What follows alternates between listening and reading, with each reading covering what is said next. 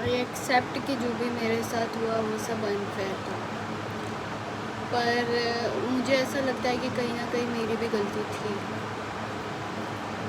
इन सब में। मुझे ऐसा लगता है कि कहीं ना कहीं मेरी भी मेहनत में कमी थी, जिस वजह से मेरा सिलेक्शन नहीं होगा। हालांकि अभी तक रिज़ल्ट आया नहीं है, बट लेकिन जब अपन पेपर देते तो अपने को अपनी रियलिटी पता चल जाती है कि सिलेक्शन होने वाला है या नहीं होने वाला है। और मेरे हिसाब से मेरा सिलेक्शन नहीं होगा। मैं ये मानती हूँ कि जो भी अभी तक हुआ वो सब अनफेयर था। 2024 का पेपर लीक होना, 2025 का पेपर इतना टफ आना, 2026 का पेपर कैंसिल होना और फिर वापस इतना टफ आना जैसा 2025 का लेवल था।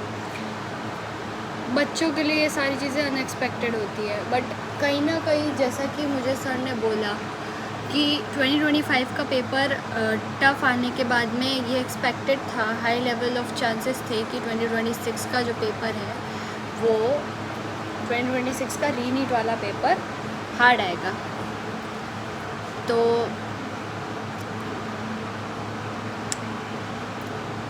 मुझे अब पहले मेरा साथ ऐसा था कि मैं बहुत रो रही थी कि मतलब पिछली बार 3 बार मैं अटैम्प्ट दे चुकी हूँ। 12th के साथ में 2024 दिया था, तैयारी कुछ नहीं करी थी, सीधा जाके दिया था 1 मंथ की तैयारी में। उसके बाद मैं 2025 के लिए तैयारी करी थी, 2026 के लिए करी थी, और फिर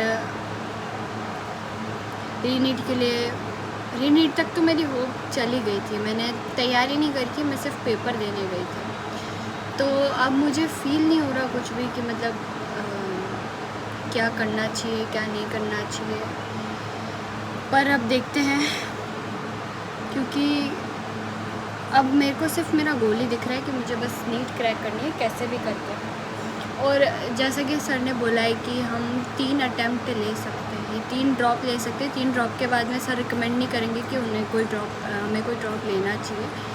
तो मैं यही सोच रही हूँ कि मैं एक अटैम्प्ट और लूँगी, और ये चीज़ मैंने पहले भी सोच ली थी, मैंने पहले ही सोच लिया था कि मैं इस साल और ट्राई करने वाली हूँ 2027 के लिए, बट ये लास्ट होगा मेरा।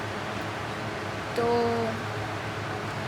मेरी क्लासेस स्टार्ट हो चुकी है, बट मैं बीमार हो गई थी, मैं काफ़ी ज़्यादा सोचने लग गई थी। इनफैक्ट मेरे को रीनीट के 5 दिन पहले एंजाइटी अटैक भी आया था, बहुत ज़्यादा एंजाइटी हो गई थी और मैं एडमिट थी हॉस्पिटल में। पर ठीक है, अब मैं सब चीज़ों का ध्यान रखूँगी, मेरी हेल्थ पे भी ध्यान दूँगी। सिर्फ एग्ज़ाम के पीछे दौड़ने से कुछ नहीं होता है, दूसरे एस्पेक्ट्स को लेके भी चलना होता है। और 2 साल तक तैयारी करने के बाद में मुझे पता चल गया है कि जो मैं सोच रही थी ना कि सब चीज़ें इम्पॉर्टेंट नहीं होती हैं, वैसा नहीं है, सब चीज़ों पे ध्यान देना पड़ता है, सब चीज़ें इम्पॉर्टेंट होती हैं। और ये आ चुके हैं हमारे चाचू, जो देख रहे हैं कि मैं वीडियो बना रही हूँ। भैया